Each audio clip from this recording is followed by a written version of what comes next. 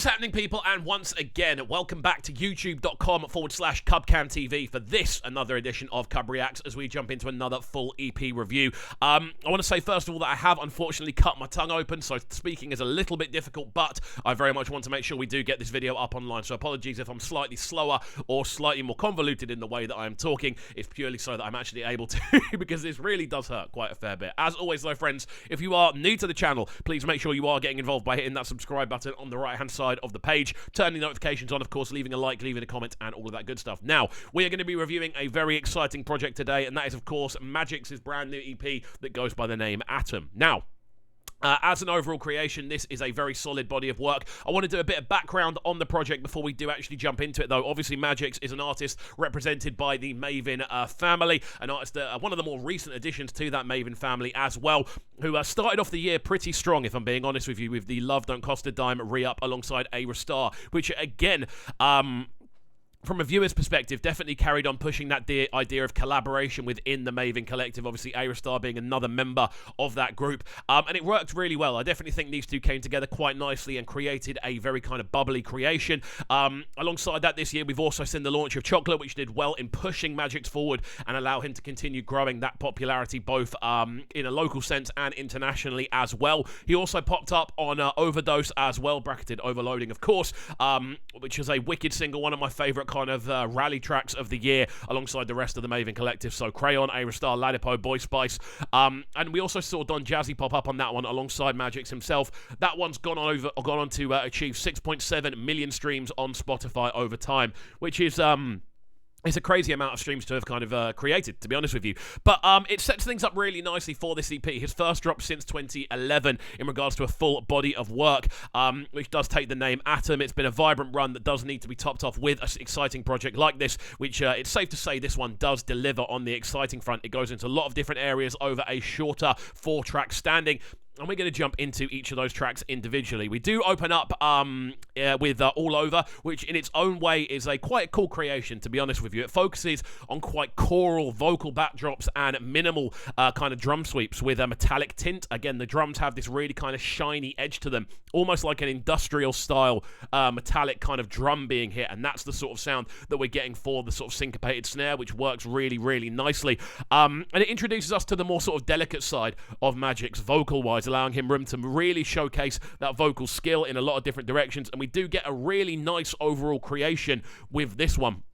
I think, if I'm being honest, it might be the weakest track out of all 4 that's currently on the EP, which is an interesting one to kind of open up with, but obviously it's not the lead single. The second track on there, however, might be my favourite, and I'm definitely not saying that this first track is a weak tune. I'm just saying it might not be on the same level as the other 3 as we move forward.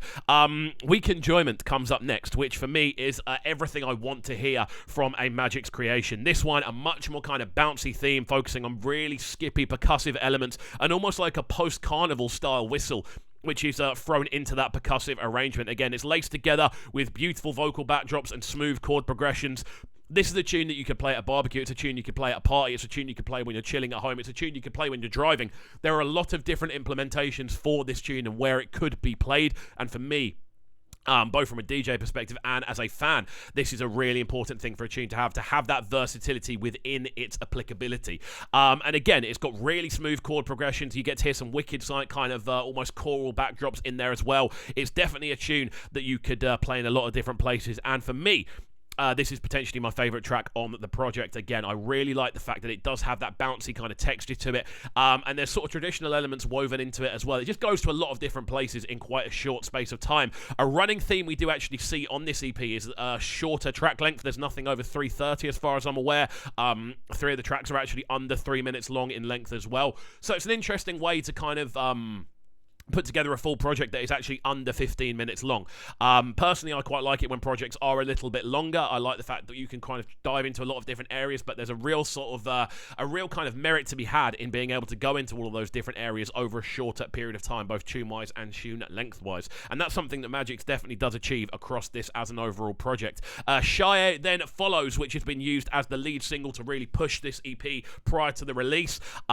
This one is stooped in rhythmic design and colourful instrumental energy to match. The rhythm that we're feeling on the sort of overall feel of this one, again, has a quite playful feel. You get to hear a kind of spacey nature to it, but there's also a lot of intricacies going on within that percussion at the same time.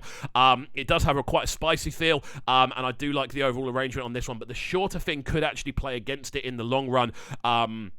I don't know, I feel this one ends almost slightly prematurely from a listener's perspective. The subtle bounces of the drum rhythms and the intricacies of the percussion, however, do give us a serious bounce, and I can definitely see why this was elected as the lead single. For me, I would say this doesn't quite hit the heights of Weak Enjoyment, though, but there's definitely a kind of difference in this one, and that's the running theme that I do feel on this project, the fact that we are able to see a lot of different areas being hit by Magixx as a vocalist more than anything else, but also as a musician in general. He dives into a lot of different sorts of vocal techniques, a lot of different feels, and I feel this track is actually where he does that the most, and that potentially for me is why it was the right decision to kind of run with this one as the lead track from the project. However, we do then get into the final track off said project, which is Forever, and that takes us down a sunlit scenario for a wicked finale indeed, focusing on more emotive kind of lovers-based lyricism, and again, more emotive instrumentation.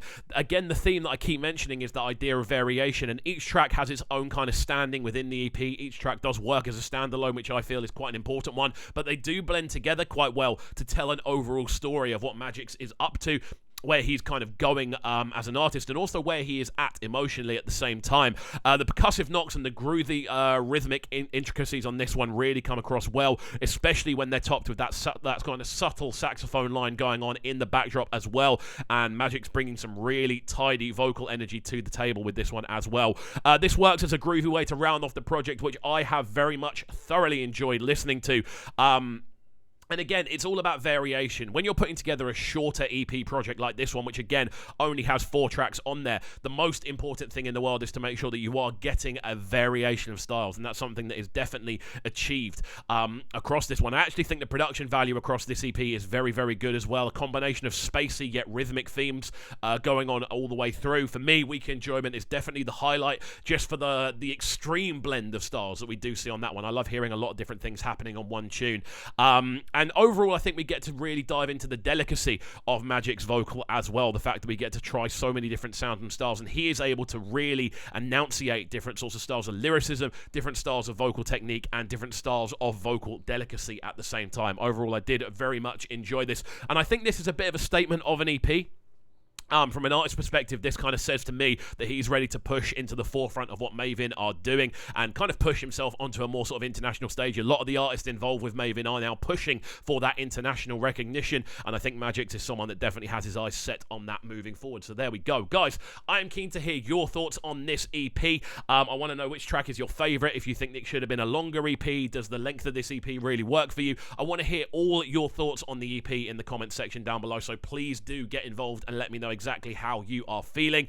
Again, I really enjoy it. I would have liked it to have been a little bit longer, whether the tracks themselves were longer or maybe there was an extra couple of tracks on there. I feel anything under 15 minutes as a project almost feels as wanting more, but maybe that's the idea. Maybe Mavin are being quite clever with this and making us go, you know what, we need more Magixx now, and maybe there's another big single around the corner. So do let me know your thoughts on that in the comment section down below. As always, as well, if you are new to the channel, please make sure you are getting involved by hitting that subscribe button on the right hand side of the page. Of course, turning notifications on as well, leaving a like, leaving a comment, and all of that good stuff, and getting involved in the channel in as many ways as you can. We are about to hit 40,000 subscribers.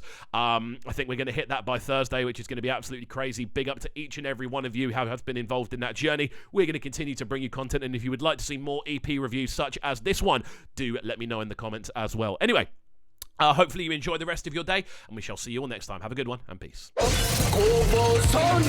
Sounding so good right now, but they're sounding a Brighton town. Make sure you subscribe to the YouTube channel right now, Cubreacts TV. Stay locked.